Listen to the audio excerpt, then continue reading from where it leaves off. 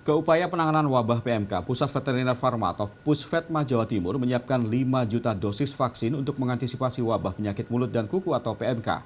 Saat ini vaksin dalam tahap pembuatan dan diperkirakan bisa disuntikan dalam waktu 5 bulan ke depan.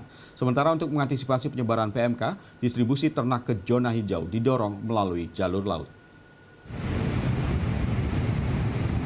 Upaya mengatasi wabah penyakit mulut dan kuku pada hewan ternak terus dilakukan.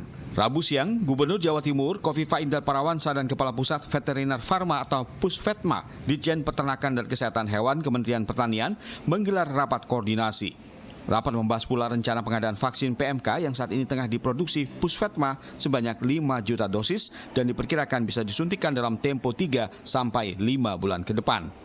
Meski saat ini dipermudah dengan berbagai teknologi baru, metode pembuatan vaksin diakui tidak jauh berbeda dari saat pembuatan vaksin saat wabah terjadi 32 tahun lalu. Ya, terkait dengan persiapan produksi vaksin, karena vaksin untuk PMK ini menggunakan teknologi kultur jaringan atau tissue culture.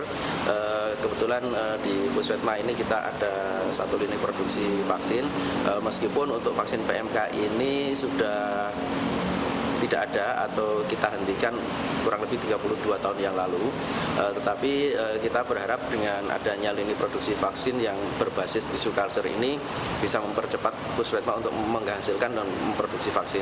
Sampai sekarang. Sementara itu, Gubernur Jawa Timur akan mengetatkan proteksi mobilitas hewan ternak dan menutup sejumlah pasar hewan di zona kuning agar wabah PMK di Provinsi Jawa Timur tidak menyebar lebih luas. Sejauh ini, dari 38 kabupaten kota di Jawa Timur, 23 daerah masuk dalam kategori zona kuning penyebaran penyakit mulut dan kuku. Hanya 15 daerah yang masuk zona hijau.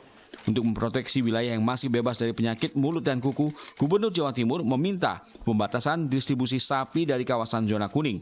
Sementara distribusi ternak ke zona hijau bahkan didorong menggunakan jalur laut atau menggunakan kapal untuk mencegah transmisi virus melalui udara atau airborne.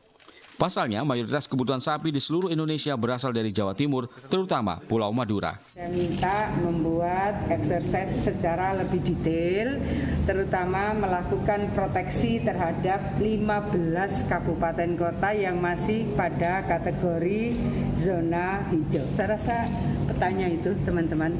Nah, di 15 daerah yang masuk kategori zona hijau ini harus diproteksi, jangan sampai mengalami transmisi dari daerah-daerah di sekitarnya. Hingga saat ini di seluruh Jawa Timur total sudah ada 104 ekor sapi yang mati akibat terjangkit penyakit mulut dan kuku. Sedangkan 8.794 ekor sapi terdata terjangkit dan 1.482 ekor sapi dinyatakan telah sembuh. Lukman Rozak, Surabaya.